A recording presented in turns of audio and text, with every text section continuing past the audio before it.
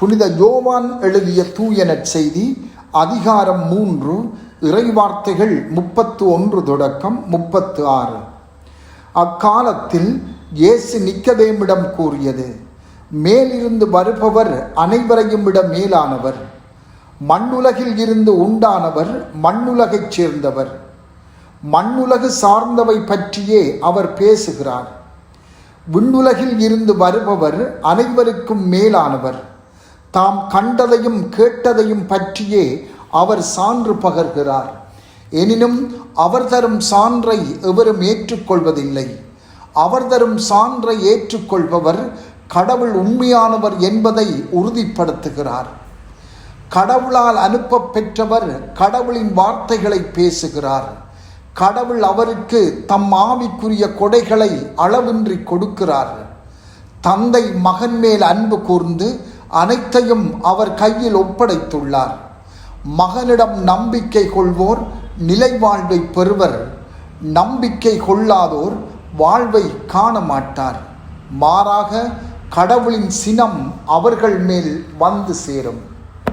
சிந்தனை. தெய்வ பயம் என்பது தூய ஆவியானவரின் 7 கொடைகளுள் ஒன்றாகும். இது தண்டனை குறித்த பயத்தில் இருந்து தொடங்குகிறது.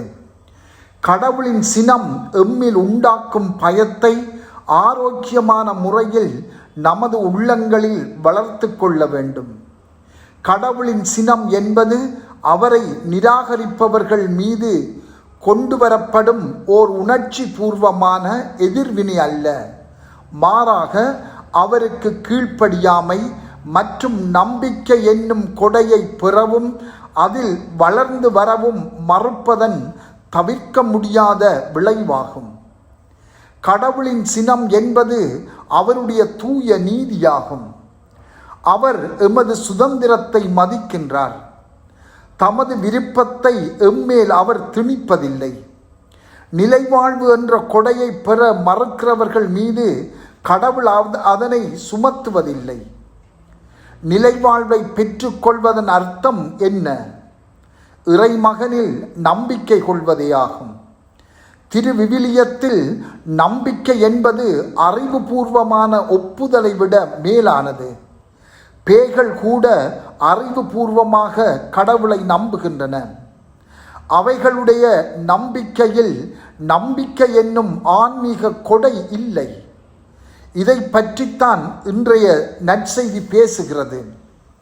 கடவுள் மீதான நம்பிக்கை என்பது அவருக்கு செவி கொடுத்து அவரது வார்த்தையை புரிந்து கொண்டு அன்றாடம் எமது செயல்களில் சாதகமாய் பதிலளிப்பதை உள்ளடக்குகின்றது. இதன் அர்த்தம் என்னவென்றால், கடவுளின் வார்த்தையால் நாம் எம்மை மாற்றிக்கொள்ள அனுமதிப்பதாகும். உண்மையான நம்பிக்கையை அன்பு மற்றும் எதிர்நோக்கில் இருந்து பிரிக்க முடியாது. எமது மனம் கடவுளையும் அவர் அருளும் உண்மையையும் பெற்றவுடன் அதன்படி செயற்பட நம்பிக்கை எம்மை தூண்டுகிறது. நம்பிக்கையும் எதிர்நோக்கும் ஒன்று சேர்ந்து அன்பை உருவாக்குகின்றன. அது நம்பிக்கையை முழுமையாக்கி கடவுள் மீதும் மற்றவர் மீதும் கடவுளின் விருப்பப்படி அன்பு செலுத்த நம்மை உந்துகின்றது. நிலை வாழ்வை இழந்து விடுவோமோ என்ற பயம் தெய்வ பயத்தை எம்மில் தொடக்கி வைத்தாலும் அது கடவுளின் அரசை விரிவுபடுத்தவும் நம் வாழ்வில் அவருடைய விருப்பத்தை செயல்படுத்தவுமே வேண்டிய அனைத்தையும் செய்ய வேண்டுமென்ற தீவிரமான விருப்பத்தை எம்மில் ஏற்படுத்துகின்றது. தெய்வ பயத்தின் உச்ச நிலை என்னவென்றால், நாம் கடவுளுக்கு எதிராக ஒரு சிறிய குற்றம் கூட இழைப்பதில் இருந்து எம்மை விடுவிக்கின்றது. அத்தோடு எமது ஆன்மாவின் முழு சக்தியோடு கடவுளுக்கு பணி செய்ய தவறுவதில் இருந்தும் எம்மை அது காக்கின்றது.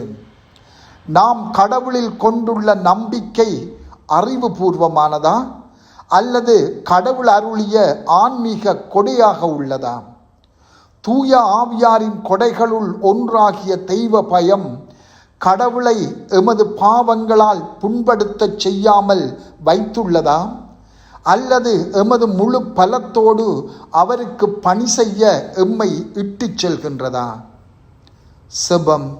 ஆண்டவரே, தெய்வ பயம் என்ற கொடையினால் எங்களை எப்போதும் நிரப்பியருளும்.